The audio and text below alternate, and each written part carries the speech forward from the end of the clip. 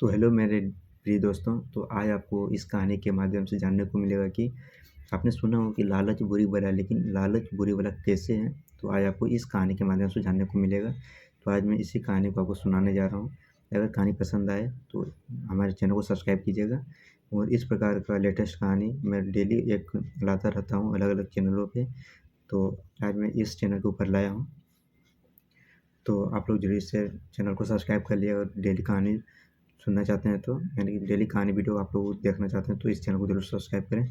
तो आइए देखते हैं लालच बुरी बला कैसे है।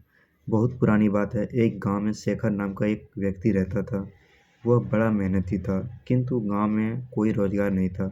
उसने सोचा कि मैं शहर चला जाता हूँ, वहाँ मुझे मेरी योग्यता अनुसार मेहनत के पैसे मिल जाएंगे। यह सोचकर शेखर एक दिन अपने गांव से शहर की ओर चल दिया। शहर बहुत दूर था। चलते चलते देखकर थक चुका था। शेखर इतना थक गया था कि अब उससे बिल्कुल भी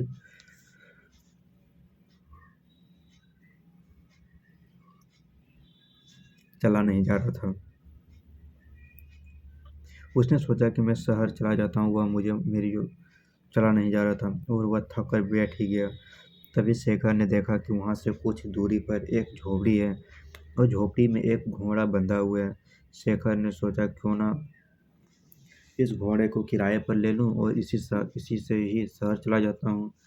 शेखर जैसे जैसे झोपड़ी तक पहुँचा, शेखर ने देखा कि वहाँ एक व्यक्ति खड़ा है। शेखर समझ गया कि यह अवश्य घोड़े का मालिक है। शेखर उस व्यक्ति से बोला, मुझे आगे शहर में जाना है और शहर यहाँ से कई किलोमीटर दूर है।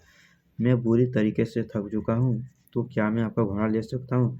इस पर घोड़े का मालिक झुंझलाते हुए कहा, क्या मैं घोड़ा ऐसे ही दे दूँ? शेखर बोला, मैं आपसे फ्री घोड़ा नहीं लूँगा, इसके बदले मैं आपको किराया दूंगा। घोड़े का मालिक बोला, मैं तुम्हें घोड़ा किराए पर दे सकता हूँ, किंतु मुझे अभी दूसरे गांव जाना है। अगर तुम मुझसे गांव तक छोड़ दो तो मैं यह घोड़ा तुम्हें किराए पर दे सकता हूँ। शेखर झट से तैयार हुआ। शेखर घोड़े पर आगे बैठ गया और घोड़े का मालिक पीछे। गर्मी के दिन थे, बहुत तेज धूप थी। दोनों चलते चलते थक गए और पसीने से तरबतर हो गए। शेखर बोला, बहुत तेज गर्मी है और थकान भी बहुत हो रही है, कहीं थोड़ी देर आराम कर लिया जाए। दोनों ने इधर उधर देखा, किंतु भी कहीं भी कोई पेड़ नहीं देखा। तभी शेखर घोड़े से उतरा और घोड़े के ही छाँव में बैठ गया।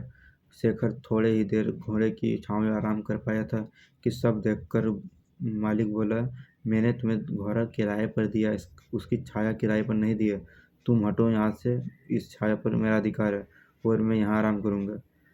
यह सुनकर शेखर बोला, महानुभाव, आप ये कैसी बात कर रहे हैं? मैंने अगर घोड़ा किराए पर लिया तो उसकी छाया पर भी मेरा अधिकार है।